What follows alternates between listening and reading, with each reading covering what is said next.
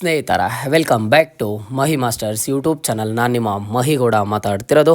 ಸಾಕಷ್ಟು students sir ನನಗೆ result ಆದರೆ ಬರುತ್ತಿಲ್ಲ, ನನಗೆ ಮಾತ್ರ ಈ ರೀತಿ ಪ್ರಾಬ್ಲಮ್ ಆಗ್ತಿದೆಯಾ, ಎಲ್ರಿಗೂ ಆಗ್ತಿದೆಯಾ, ಇಲ್ಲಿ ವೆಬ್ಸೈಟಲ್ಲಿ ನೋಡಿದ್ರೆ ರಿಸಲ್ಟ್ ಅನ್ನುವಂಥದ್ದು ಶೋ ಆಗ್ತಿದೆ, ಬಟ್ ಆದ್ರೂ ಸಹ ನನಗೆ ಇಲ್ಲಿ ರಿಸಲ್ಟ್ ನೋಡೋದಕ್ಕೆ ಆಗ್ತಿಲ್ಲ, ಯಾಕೆ ಏನು ಅಂತ ಹೇಳಿಬಿಟ್ಟು ಇಲ್ಲಿ ಸಾಕಷ್ಟು ಸ್ಟೂಡೆಂಟ್ಸು ಕೇಳ್ತಿದ್ದಾರೆ. ರಿಸಲ್ಟ್ ಬಗ್ಗೆ ಅಪ್ಡೇಟನ್ನು ಕೊಡ್ತೀನಿ. ಆ್ಯಂಡ್ ಹಾಗೇನು ಸಹ ಆಫ್ಟರ್ ರಿಸಲ್ಟ್ಸು ನೀವೇನು ಮಾಡಬೇಕು ಏನು ಅಂತ ಹೇಳಿ ಇವತ್ತಿನ ಈ ವಿಡಿಯೋದಲ್ಲಿ ತಿಳಿಸ್ಕೊಡ್ತೀನಿ.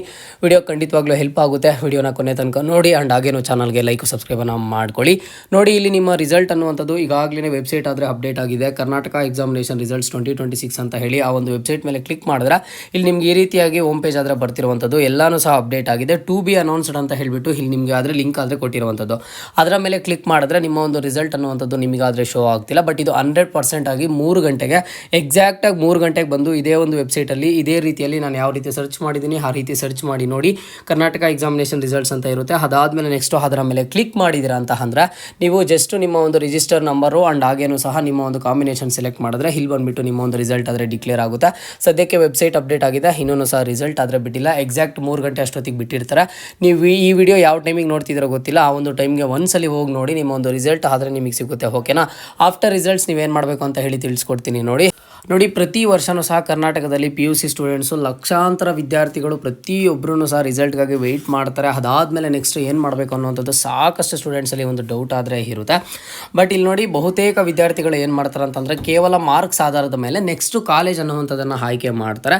ಮತ್ತು ನಂತರ ಅವ್ರಿಗೆ ಗೊತ್ತಾಗ್ತದೆ ಅಂತಕ್ಕಂಥದ್ದು ಅಲ್ಲಿ ಸ್ಕಿಲ್ಸ್ ಆದರೆ ಡೆವಲಪ್ ಆಗ್ತಿಲ್ಲ ಅಂತ ಹೇಳಿಬಿಟ್ಟು. ಬಟ್ ಈಗ ನೀವೇನು ಮಾಡಬೇಕು ಅಂತಂದರೆ ಈಗಿನ ಕಾಲದಲ್ಲಿ AI ಬಂದಿದ್ದ ಆದಮೇಲೆ ಕೇವಲ ಡಿಗ್ರಿಗೆ ವ್ಯಾಲ್ಯೂನೇ ಇಲ್ಲ, ಸ್ಟ್ರಾಂಗ್ ಆಗಾದರೆ ಇಲ್ಲ. ಸೊ ಯಾಕಂತ ಅಂದರೆ ಅದಕ್ಕಾಗಿ ಈಗ ಟ್ರೆಂಡ್ ಆದರೆ ಬದಲಾಗ್ತಿರುವಂಥದ್ದು ಸ್ಟೂಡೆಂಟ್ಸ್ಗೆ ನ್ಯೂ ಏಜ್ ಟೆಕ್ ಕಾಲೇಜಸನ್ನು ಎಕ್ಸ್ಪ್ಲೋರ್ ಮಾಡ್ತಿದ್ದಾರೆ. ಅಂತಹ ಒಂದು ನ್ಯೂ ಏಜ್ ಸ್ಕೂಲ್ ಬಗ್ಗೆ ನಾನಿಂದು ನಿಮಗೆ ತಿಳಿಸ್ಕೊಡ್ತೀನಿ. ಅದರ ಹೆಸರು ಬಂದು ಆಲ್ಟಾ ಸ್ಕೂಲ್ ಆಫ್ ಟೆಕ್ನಾಲಜಿ ಅಂತ ಹೇಳಿ. ಇಲ್ಲಿ ಬಂದುಬಿಟ್ಟು ನೀವು ಎಂಟ್ರೆನ್ಸ್ ಆಧಾರದ ಮೇಲೆ ಅಡ್ಮಿಷನ್ ಆದರೆ ತೆಗೆದುಕೊಳ್ಬೇಕಾಗ್ತದೆ. ಅದರ ಹೆಸರು ಬಂದುಬಿಟ್ಟು ASAT ಅಂತ ಹೇಳಿ. ಇದರ ರಿಜಿಸ್ಟ್ರೇಷನ್ಸ್ದು ಕೊನೆಯ ದಿನಾಂಕ ಬಂದುಬಿಟ್ಟು 11 ಏಪ್ರಿಲ್ ಆಗಿರ್ತದೆ. ಆ್ಯಂಡ್ ಹಾಗೇನು ಸಹ ಎಕ್ಸಾಮ್ ಬಂದುಬಿಟ್ಟು ನಿಮಗೆ 12 ಏಪ್ರಿಲಿಗೆ ಆದರೆ ಇರುತ್ತೆ.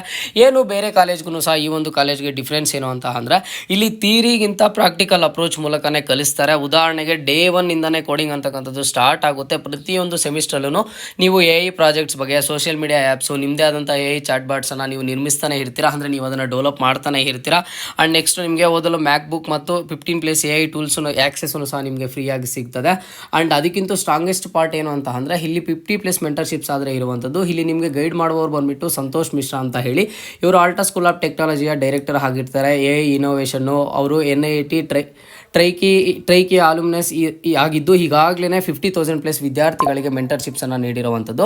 ಆ್ಯಂಡ್ ಮತ್ತಷ್ಟು ಸ್ಟೂಡೆಂಟ್ಸ್ ಲೈಫನ್ನು ಸಹ ತುಂಬ ಪ್ರಾಕ್ಟಿಕಲ್ ಆದರೆ ಇರ್ತದೆ. ಇಲ್ಲಿ AI ಪ್ರಾಜೆಕ್ಟ್ಸ್ ಇರ್ತದೆ, ಹ್ಯಾಕಥಾನ್ಸು, ಇಂಡಸ್ಟ್ರಿ ಎಕ್ಸ್ಪೋಸರು, 3rd ಇಯರಿಂದ ಇಂಟರ್ನ್ಶಿಪ್ಸು, ಟೆಕ್ನೋ ವಿಸಿಟ್ಸು ಇತ್ಯಾದಿ ಇನ್ನೂ ಸಹ ಇರ್ತದೆ. ಇಲ್ಲಿ ಪರ್ಫಾರ್ಮೆನ್ಸ್ ಆಧಾರದ ಮೇಲೆ ನಿಮಗೆ ಸ್ಕಾಲರ್ಶಿಪ್ಸನ್ನು ಸಹ ಸಿಗ್ತದೆ 100% ಆಗಿ.